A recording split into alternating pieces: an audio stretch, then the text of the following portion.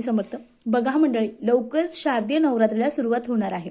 आपल्या घरामध्ये आपली जी कुलदेवी आहे तिचा अखंड वरदहस्त राहावा यासाठी अनेक जण आपल्या घरामध्ये घटस्थापना करतात, अखंड दिवा लावतात, दुर्गा सप्तशतीचे पठण करतात. महिला सुद्धा अनेक ज्या 9 दिवस आहेत त्या 9 दिवसामध्ये अनेक प्रकारच्या ज्या वेगवेगळ्या साड्या आहेत, विविध रंगाच्या ज्या साड्या आहेत त्या परिधान करतात. पण महिलांनो, तुम्हाला चुकू नये या रंगाची एक जी साडी आहे ती परिधान करू नका, अन्यथा दुर्गा मातेचा कोप तुमच्यावर नक्की होईल.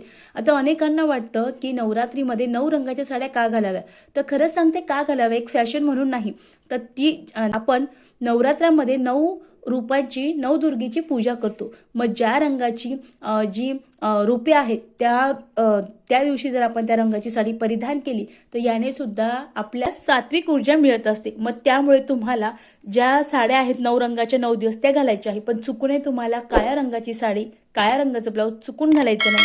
यासोबत पूर्ण पांढरा रंग असेल, अगदी पूर्ण पांढरा, ती सुद्धा साडी तुम्हाला घालायचं नाही. त्या साडीवर ब्लाऊजवर थोडी तरी कोणत्या रंगाची डिझाईन असायला हवी.